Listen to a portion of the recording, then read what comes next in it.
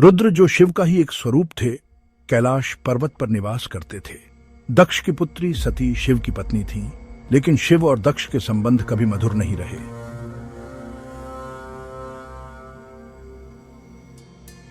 एक बार ब्रह्मा की सभा में जब शिव प्रविष्ट हुए तो सभी देवता, बड़े और छोटे, उनका सम्मान करने के लिए उठ खड़े हुए, सिवाय दक्ष के। दक्ष का मानना था कि शिव उनके दामाद हैं, इसलिए वे किसी विशेष सम्मान के पात्र नहीं हैं।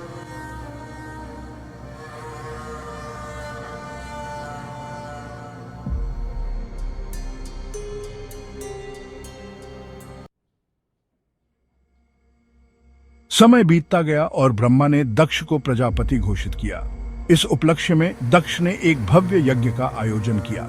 उन्होंने सभी देवताओं को आमंत्रित किया, पर शिव को नहीं। सती को भी बुलावा नहीं भेजा गया, परंतु उन्होंने वहां जाने का निश्चय किया, शिव की चेतावनी के बावजूद। सती को विश्वास था कि अपने पिता के घर जाने के लिए उन्हें निमंत्रण की आवश्यकता नहीं है।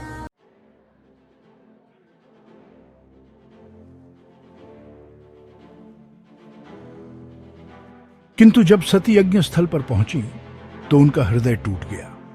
सभी देवताओं को आदर और भेंट दी गई थी, पर उनके पति शिव की पूरी तरह से उपेक्षा की गई थी। समूचा वातावरण घृणा और अहंकार से भरा था और दक्ष ने सती की ओर उपेक्षा भरी दृष्टि से देखा। अपने प्रियतम का यह अपमान सती सहन न कर सकी। उन्होंने अपने पिता को उनके अहंकार और अनादर के लिए कठोर शब्दों में धिक्कारा। फिर उन्होंने एक भयावह निर्णय लिया।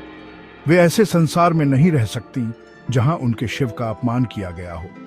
उन्होंने महादेव का स्मरण किया, अपनी दिव्य अग्नि को जागृत किया और स्वयं को भस्म कर लिया। आकाश रक्तवर्ण हो उठा, पृथ्वी शोक से कांप उठी और देवताओं की आंखों में आंसू थे। यह एक अकल्पनीय त्रासदी थी। सती का जला हुआ निष्प्राण शरीर वहीं पड़ा था और समस्त ब्रह्मांड स्तब्ध था। शिव के कोप की प्रतीक्षा कर रहा था। शिव के भीतर एक असीम पागलपन उमड़ पड़ा। न वे देख पा रहे थे, न सुन पा रहे थे, न सोच पा रहे थे और न ही बोल पा रहे थे। उनके मन में केवल असह्य पीड़ा थी। उनके सामने केवल सती का जला हुआ शरीर था।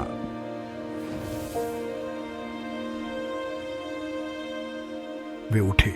उनकी हंसी विक्षिप्त सी थी और उन्होंने अपने सिर की एक जटाशिखा को जड़ से उखाड़कर पृथ्वी पर पटक दिया। जैसे ही वह केश भूमि पर गिरा, एक भयानक आकृति प्रकट हुई। एक भीषण योद्धा, जिसका शरीर गहरे काले और नीले रंग में रंगा था, जिसके ललाट पर 3 रेखाएं दिव्य भस्म से अंकित थीं। शिव की आज्ञा पर वीरभद्र ने विनाश की अग्नि प्रज्वलित कर दी। संध्या होते ही उसने दक्ष की नगरी की ओर प्रस्थान किया। आकाश रक्तिम हो उठा। धरती एक विभीषिका के प्रकाश में नहाने लगी। युद्ध भीषण और निर्दय था। वीरभद्र ने शिव के गणों के साथ मिलकर दक्ष की समस्त समृद्धि को धूल में मिला दिया।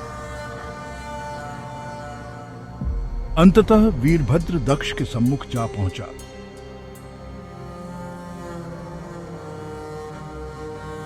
एक ही झटके में वीरभद्र ने दक्ष का सिर काटकर उसे यज्ञ की प्रज्वलित अग्नि में फेंक दिया। फिर उस भयानक विनाश के मध्य शिव स्वयं वहां पहुंचे। उन्होंने भारी कदमों से आगे बढ़कर सती के निर्जीव शरीर को देखा।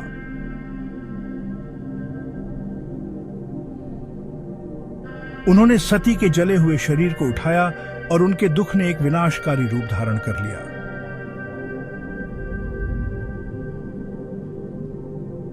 देवता भयभीत हो उठे, क्योंकि यदि शिव का क्रोध थमा नहीं तो सृष्टि नष्ट हो जाएगी।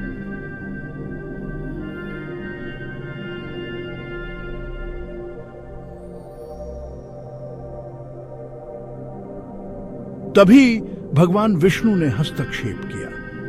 अपने सुदर्शन चक्र से उन्होंने सती के शरीर के टुकड़े टुकड़े कर दिए और उन्हें पृथ्वी पर बिखेर दिया। सती विलुप्त हो गई, परंतु वे पुनः जन्म लेंगी। वे पार्वती के रूप में अवतरित होंगी और शिव से पुनः मिलकर ब्रह्मांड में संतुलन स्थापित करेंगी।